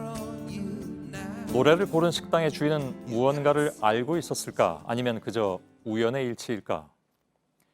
91년에 발표된 이 곡이 녹음된 시기는 1990년 10월, 장소는 독일 베를린의 한자 스튜디오였습니다. 당시 U2의 멤버들은 해체를 고민할 정도로 갈등이 심했다고 전해지죠. 정통 락을 고집할 것인가, 실험적인 전자음을 강조할 것인가를 두고 급기야 주먹 다짐까지 벌일 정도로 갈등은 심각했지만 그곳 베를린에서는 정반대의 일이 진행되고 있었습니다. 같은 시기에 견고했던 동서독 간의 장벽은 무너져서 사람들은 미움 대신 통일을 이야기하고 있었던 것입니다. U2의 명곡 원은 바로 그 자리에서 30분 만에 곡조가 만들어졌고 보컬이자 리더인 보노가 가사를 붙여서 완성됐습니다. 한국에서 가장 부르고 싶은 노래가 바로 원이다. 그들 역시 대부분 분단과 전쟁의 아픔을 겪은 아일랜드 사람이니까요. 물론 돌파해야 할 난관은 앞으로도 많겠지만 오늘의 결과물은 달라진 서로의 관계를 실감하게 하고 있습니다. 역사적 소명이라든가 민족의 대장정 같은 무거운 단어들을 동원하지 않고서도 그저 별일 없이 서로 돕고 그래서 함께 윤택해질 수 있는 지극히 평범한 세상. 철조망이 거둬진 철새의 땅과 다시 만나게 될 헤어진 사람들, 그리고 기차를 타고 대륙으로 향하는 아득한 꿈 같은 것들 말입니다. 그룹 U2의 원을 듣고 나온 식당의 바로 옆 가게는 아이스크림 등을 파는 디저트 가게였는데 그 가게의 선전 문구는 공교롭게도 이랬습니다. Sweet dreams are made of this. 달콤한 꿈은 이것으로 만들어진다네. 유리스믹스의 명곡이었습니다. 오늘의 앵커 브리핑이었습니다.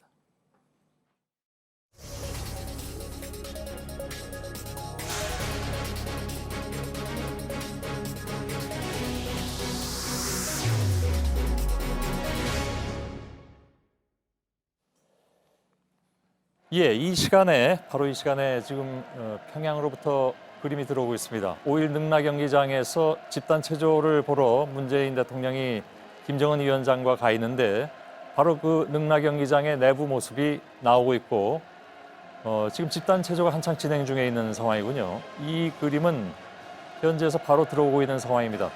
저희들이 아까 프레스센터에서 듣기로는 9시 전후에서 능라 경기장에서 집단 체조가 시작이 되고 대략 한 10시쯤에 문재인 대통령이 평양 시민들 상대로 짧은 연설을 할 것이다 이런 보도를 해드렸는데요. 이 그림이 실시간 그림이라고 합니다. 다시 말해서 미리 찍어놓은 그림이 아니라 이 시간 현재 벌어지고 있는 상황입니다.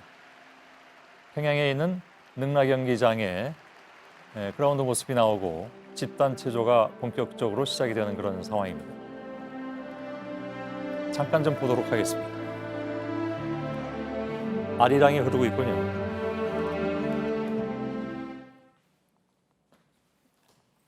예, 능라 경기장의 바깥 모습인 것 같은데 그 사이에 끝나버렸습니다. 이게 라이브 그림이 그렇게 길질 않습니다. 혹시 이 그림을 아마 저희 그 조정실에서 녹화해뒀을 텐데 다시 한번 보여주길 바라겠습니다. 예, 저희들이 다시 그림을 앞으로 돌려서 잠깐 들어온 내용을 길게 들어오지 않았기 때문에 불과 한 1, 2분 정도의 짧은 시간 동안 들어와 있는데요. 다시 앞으로 돌려서 여러분들께 좀 소개를 해드리도록 하겠습니다. 예, 조금만 기다려주시면 됩니다. 예, 보겠습니다. 자, 지금은 그림이 다시 좀 잘렸다고 하는데요. 좀 더 기다려 보겠습니다. 맨 앞으로 그림을 지금 돌리고 있는 상황이고요. 예, 입장하는 모습부터 보겠습니다. 문재인 대통령과 김정은 위원장이 지금 경기장으로 입장하는 상황입니다. 뒤에는 동부인에서 지금 들어오고 있고요. 객석에 앉기 직전의 상황입니다.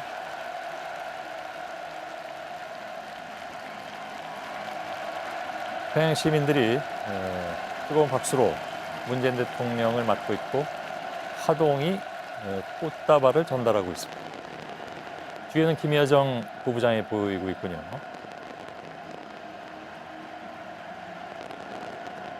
아마 자리는 경기장의 앞쪽에 위치해 있는 것 같고요. 지금 불꽃놀이가 한창 또 진행이 되고 있군요.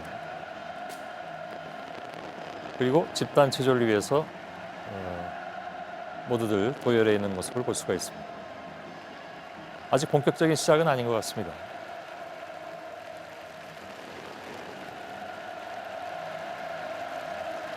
안의근 기자가 지금 급히 나와 있습니다. 능라 경기장은 뭐 많이 들었습니다만 굉장히 그 규모가 큰 것 같습니다. 네, 15만 명이 운집할 수 있는 대형 경기장입니다. 오늘 뭐 거의 다 채운 것 같습니다. 네. 박수가 끊이질 않고 있고 5일 경기장이라고 부르죠? 네. 예. 노동절을 따서 5일 경기장이라고 부릅니다. 예. 이 상황은 저희들이 아까 라이브로 그러니까 실시간으로 전해드렸는데 지금은 녹화된 내용 대략 한 3, 4분 전의 상황을 여러분들께 보여드리고 있습니다. 이제 시작이 됐군요. 북의 집단 체조는 뭐 워낙 세계적으로 유명하기 때문에. 네, 그렇습니다. 예. 예전에 그 김정일 위원장 시절에 올브라이트 미 국무장관이 방문해서 이걸 보고 굉장히 좀 굉장히 충격을 받았다 이런 얘기가 나왔을 정도로. 이 카드 섹션에 로켓 예. 발사 장면을 띄워놓고 김정일 위원장이 이 마지막 로켓 발사다라고 얘기를 했는데 예. 실행에 옮겨지진 못했죠. 예. 네.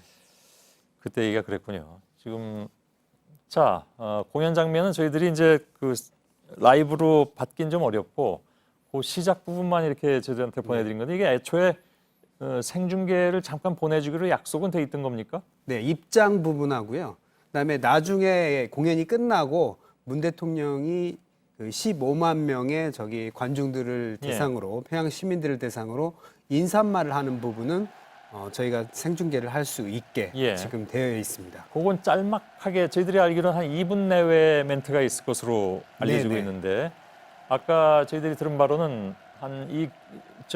공연은 한 1시간 정도로 축소해서 한다고 했고 그러니까 네네. 지금 방금 시작했으니까 아마 10시 전후에서 끝날 것 같은데 네, 공연이 끝나고 인사말을 한다고 했기 때문에 예. 10시 좀 넘은 시각에 아마 예. 문 대통령이 인사말을 할 것으로 보입니다. 하여간 뭐 그것도 역사적으로 처음 있는 일이어서 네. 평양 시민 상대로 한국의 대통령이 연설을 한다. 이건 뭐 처음 있는 일이기 때문에 저희들이 이따가 다른 프로그램이 방송되고 있겠습니다만은 10시 전후에 잠깐이라도 정규 방송을 좀 쉬고 정지하고 문 대통령의 이것이 이제 연설이 라이브로 들어오게 되면 바로 전달을 좀 해드리도록 하겠습니다. 오늘 내용은 아마 1시간 정도 원래 1시간 30분 정도 분량인데 예. 1시간 정도로 압축해서 편집을 했다고 하고요. 문 대통령을 환영하는 내용도 포함을 시켰다고 합니다. 예. 그러니까 구구절에 시작된 그 빛나는 조국이라고 하는 집단 체조 예술 공연을 약간 편집한 형태의 공연이 될 것으로 보입니다. 예. 자, 북의 집단 체조가 정말 얼마나 대단한지 직접 보고 싶긴 합니다만은 그것까지는 생방송으로 라이브로 들어오지 않기 때문에 네. 일단 여기서 잠깐 좀 이제 마치고 심수미 기자가 지금 메인 프레스센터에 나가 있는데 바로 연결하도록 하겠습니다. 심수미 기자.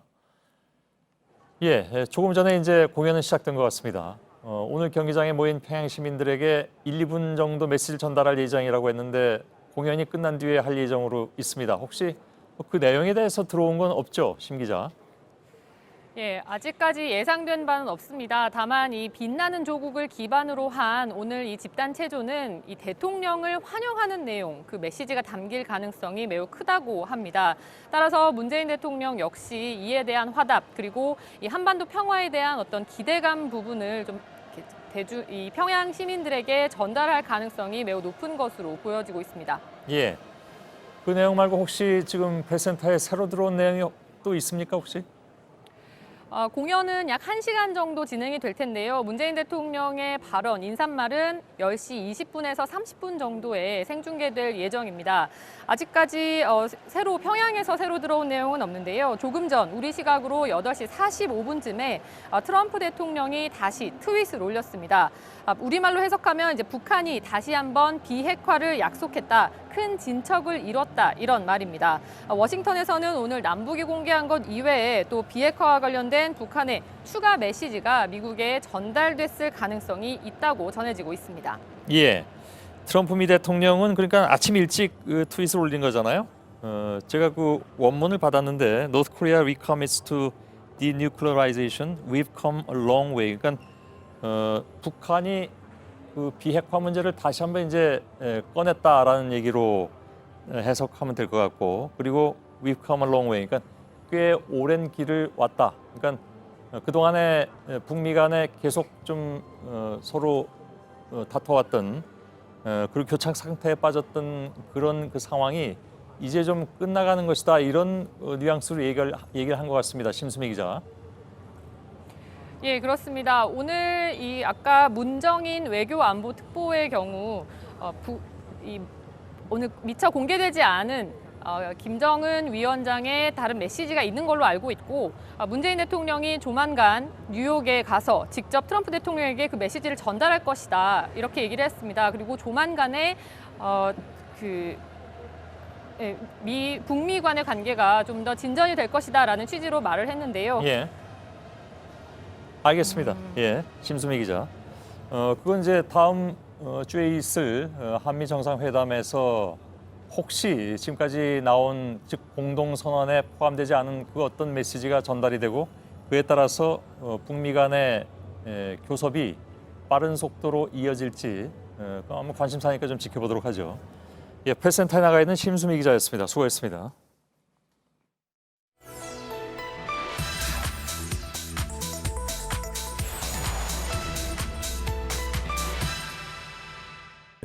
가슴에 원래 정상회담 같은 거 할 때는 항상 태극기를 붙이는데 태극기를 볼 수가 없습니다. 도대체. 네. 뭐 물론 또 비행기가 내릴 때도 아까 잠깐 봤는데 이 분명히 1호기 전용기인데 이 전용기에도 태극기가 없습니다. 태극기가 없죠. 네, 3차 남북 정상회담과 관련한 여러 정보들이 온라인에서 퍼지고 있습니다. 대표적인 게 태극기 배지가 사라졌다는 주장입니다. 역대 대통령들은 정상회담을 할 때 항상 달았는데 이번에는 그렇지 않았던 거죠. 팩트체크팀은 유튜브와 트위터 등에서 잘못 알려진 내용, 그중에서도 조회수나 공유수가 많은 것들을 위주로 확인을 했습니다. 오대영 기자, 정상회담 때 늘 태극기를 달았습니까? 그렇지 않습니다. 달았던 적도 있고 달지 않았던 경우도 있었습니다. 네. 저희가 대통령 기록관과 보도 사진을 종합해서 판단해 본 결과는 그랬습니다. 함께 보시죠. 첫 번째 사진은 2005년 한미 정상회담 때 모습이고요. 두 번째는 2008년, 그리고 세 번째는 2013년 한미 정상 때 사진입니다. 배지가 다 없습니다. 반면에 지난해 11월 한미 정상회담 땐 배지를 달았습니다. 네, 근데 미국 대통령들은 전부 성조기 배지를 달고 있네요. 저 사진들은 그렇습니다. 미국 대통령들은 평소에도 네. 옷깃에 배지를 다는 경우가 있습니다. 하지만 2001년 한미 정상회담 때 사진을 보겠습니다. 성조기는 또 없습니다. 우리나 미국이나 외교상으로 꼭 달아야 한다라는 관례나 원칙, 규정은 없습니다. 다만 G20 같이 많은 국가의 정상이 한자리에 모일 때 주최 측이 구분을 위해서 요청하는 경우 달기는 합니다. 네. 대통령께서 다니시는 경우는 거의 드물고요. 공식 네. 수용원이다 이런 분들한테는 조그만 그 태극기를 드리기도 하는데 그 경우는 저희 대표단을 식별하기 위한 거지 그 기장에 이렇게 뭘 대통령께서 다셔야 되는 건 그런 의무나 규정은 없고요. 네, 그리고 어제 평양국제공항에 내린 전용기에 태극기가 없었다는 주장도 있었습니다. 하지만 이 영상 하나만 봐도 사실이 아니라는 게 금방 확인이 됩니다. 네. 또 두 번째로 살펴본 내용도 볼까요? 네, 지난주에 나온 주장입니다. 들어보시죠. 남과 북은 이번 정상회담 준비의 일환으로 군사실무회담을 열고 비무장지대에서 경계쳐서 10개를 시범 철수하고 판문점 공동경비구역 비무장화하는 문제를 토의하게 됩니다. 사실상 유엔군 사령부 해체 과정이 시작되었다고 볼 수 있으나 네, JSA 비무장과 GP 철수는 유엔사 해체 시작이라는 겁니다. 오늘 합의가 발표된 뒤에 온라인에서 이런 내용들이 공유가 되고 있습니다. 그런데 저희가 국제법 전문가들에게 확인을 해봤습니다. 물론 개인적 견해를 이렇게 밝힐 수는 있겠지만 사실관계만을 따졌을 때 두 사항과 유엔사 해체는 직접적인 관련이 없었습니다. 정전협정의 취지 자체가 비무장입니다. 또 종전선언, 나아가서 평화협정이 체결된다고 하더라도 이것만으로 유엔사를 해체할 수 없습니다. 유엔사는 1950년 안보리 결의 84호로 만들어졌습니다. 그래서 이걸 무효로 하는 새 결의나 새 조치가 안보리에서 나와야 합니다. 그리고 무엇보다도 오늘 남북이 합의한 건 유엔사와 남북이 비무장화를 협의한 뒤에 추진한다는 겁니다. 네, 그렇군요. 마지막으로 확인한 내용도 좀 볼까요? 네, 직접 들어보겠습니다. 오늘 언론에선 말이죠. 여러분들 보시면 아시겠지만 저녁 때도 뉴스 나올 거예요. 이 장면을 빼버렸습니다. 생중계에선 다 있었는데 이 장면이 편집본에선 다 빠졌습니다. 정말 문재인의 정신 건강이 지금 의심스러운 그런 상황이 아닌가 싶습니다. 또 네, 이건 대체 뭔 얘기인가요? 네, 어제 평양국제공항에서 도착한 뒤에 환영회 모습을 한번 보시죠. 네. 문재인 대통령이 연단에서 반대쪽을 향했다가 김여정 부부장의 안내를 받고 돌아섰습니다. 이게 대통령의 건강 이상 징후이고 방송사들은 편집을 해서 이 장면을 다 보도에서 뺐다라고 주장을 한 겁니다. 그러나 저희 JTBC를 포함해서 지상파 3개사, 종합편성 채널 4개사, 보도 채널 2개사는 메인 뉴스, 저녁 뉴스에 모두 이 장면을 보도를 했습니다. 결국 건강 이상설을 강조하려는 목적으로 보이는데 지난 대선 때에도 이런 루머가 퍼진 적이 있습니다. 법원은 허위라고 판결했습니다. 유포자는 항소심에서 벌금 300만 원을 선고받았습니다. 네, 팩트체크 오대영 기자였습니다.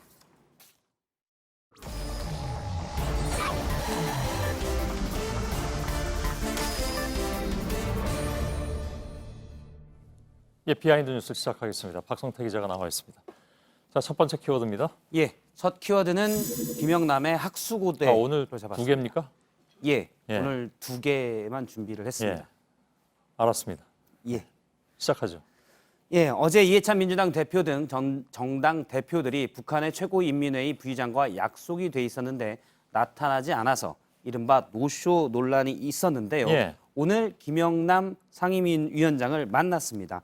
김영남 위원장은 그런데 학수고대했다는 말로 사실 노쇼 논란에 대해서 양해를 보여줬는데요. 일단 들어보겠습니다. 예. 학수고대의 보람이라는 게 바로 오늘 같은 이 광경을 놓고 예로부터 그 쓰던 저 의사 표시라고 생각됩니다. 예. 예, 어제 하루 부의장을 기다린 것을 뭐 학수고대라고 표현한 것은 아니고요. 사실 이해찬 대표나 정동영 대표와는 오랜 인연이 있었기 때문에 옛날에 많이 만났죠. 예, 학수고대라는 표현을 썼습니다. 예. 자, 김영남 위원장이 상당히 좀 연로한 편이기도 하고. 예. 상임위원장도 꽤 오래 한 사람이잖아요. 그렇습니다. 1928년생이고요.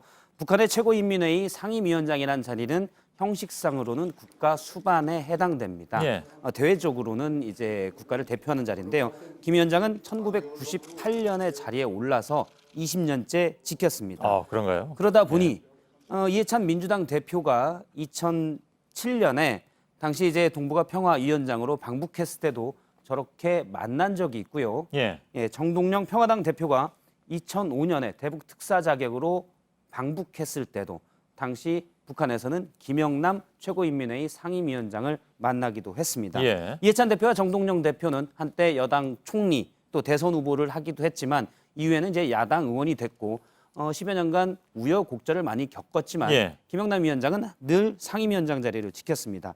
그러면서 오늘 김영남 위원장은 정동영 대표에게 요즘 소식이 궁금해서 물어봤더니 백의종군 하고 있다는 얘기를 들었다라면서 인사말을 건네기도 했습니다. 예. 뭐 이제 대표 됐으니까 백의종군 아니잖아요. 예, 그렇습니다. 예.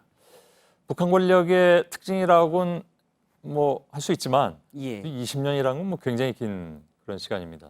그렇습니다. 예. 이해찬 대표는 어저께 일에 대해서 뭐라고 얘기했습니까? 예, 어제는 정당 대표들끼리만 북한 국회에 해당되는 최고인민회의 관계자들을 만나고 싶어서 일정을 좀 조율하다가 북측과 의사소통에 좀 오해가 있었다라고 해명을 했습니다. 예. 어제 이제 사실 야당에서도 노쇼라고 비판을 많이 받았고요. 예의를 못 지켰다는 비판도 많이 받았었는데 이 때문인지 오늘 영상을 잠깐 보면 김영남 상임위원회 상임위원장을 만나기 전에도 좀 서두르는 모습을 확인할 수 있습니다. 예. 예, 지금 늦었어라는 말을 반복하고 있는데요. 예. 정동영 대표가 딴 쪽에서 어떤 일정을 보고 있자 빨리 가자, 늦었다라는 말을 반복하기도 했습니다. 예. 어제 그 상황이 있었기 때문에 좀 부담스러웠겠죠. 여러 예. 가지로. 두 번째 키워드를 볼까요? 두 번째 키워드는 영철 부장, 광철 동무로 잡았습니다. 예. 그 영철? 그렇습니다. 예. 김영철 통일전선 부장 얘기인데요. 예. 김정은 위원장의 화법 얘기입니다. 사실은 솔직한 화법도 어제 얘기가 많이 됐었고요. 사실 표정도 솔직해서 눈길을 끌고 있는데 예. 오늘 오전 모습을 잠깐 보도록 하겠습니다. 송영무 국방장관과 노광철 인민무력상이 오전에 군사 분야 합의서에 서명을 하고 교환한 다음에 지금 기념사진을 찍는 모습입니다. 앞서 잠깐 뒤에 예. 김정은 위원장의 모습을 보면 예, 왜 저렇게 잘 못하나 뭐 이런. 그렇습니다. 노광철 인민무력상이 합의가 서명된 페이지를 찾느라 잠깐 시간을 끌자가 한참 박수를 치다가 멈추더니 예. 저 사람 지금 뭐 하는 거야 라는 표정으로 살짝 기웃 쳐다보다가 페이지를 찾자 뭐 말은 안 했지만 웃으며 이러면서 의구저동무 뭐 이런 표정이 느껴지고 있습니다. 어쨌든 것도 좀 엉성하게 들긴 했습니다. 예, 좀 무력상이 좀 당황한 듯한 모습도 있었고요. 찬이라고 약 4, 5초간을 다 기다리곤 했습니다. 예. 사실 저런 표정들이 일반적인 정부 내 강요들 간의 모습에는 상당히 이례적이라고 볼 수 있습니다. 예. 어제도 이제 김영철 통전부장에게 영철 부장이라고 얘기해서 화제를 끌었는데요. 예. 그 장면 다시 한번 보겠습니다. 우리도 영철 부장이랑 나가자 왜 여기까지 들어? 예, 백화원 영빈관에서 문재인 대통령 내외가 좀 쉬도록 빨리 나가자는 얘기인데요. 예. 정확한 말은 들어오라고 이렇게 얘기했는데 왜 여기까지 들어오라고 했는데 반말은 아니지만 저 정도면 사석에서는 혹시 형동생을 하지 않을까라고 생각할 수도 있는 예. 어떻게 보면 좀 편한 어투로 보입니다. 그렇긴 하군요. 예. 어제 대극장 앞에서 문재인 대통령 내외를 기다릴 때도 당시 영상은 안 잡혔는데 김여정 제1부부장에게 계단 위에서 기다리자라고 말한 것이 취재 기자에게 잡혔었는데요. 예. 어떤 직함으로 부르기보다는 그냥 편하게 부르는 것으로 유추가 가능합니다. 예. 그 이설주 여사의 화법도 눈길을 끌었다면서요? 그렇습니다. 김정은 위원장이 백화원 영빈관 등을 얘기하면서 시설이 초라하다 이런 얘기를 해서 눈길을 끌었었는데 이설주 여사도 낮추는 것은 마찬가지였습니다. 어제 옥류병원을 김정숙 여사와 함께 방문할 때의 이야기인데요. 직접 들어보겠습니다. 예. 법원 의료 부분이 좀 많이 기대되겠습니다. 그래서 국가적으로 이 부분은 좀 특히 대한 정책을 많이 추진하겠습니다. 예. 예. 보건의료 부분이 많이 뒤떨어졌다고 하는데 일단 부부가 화법은 닮아가는 것으로 보입니다. 예. 여기까지입니까? 예. 예. 잘 들었습니다. 박성태 기자였습니다.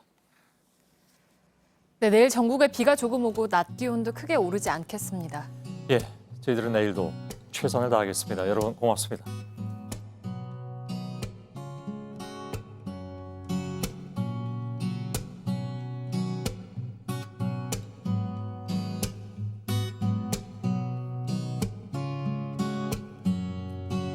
Saying I love you is not the words I want to hear from you.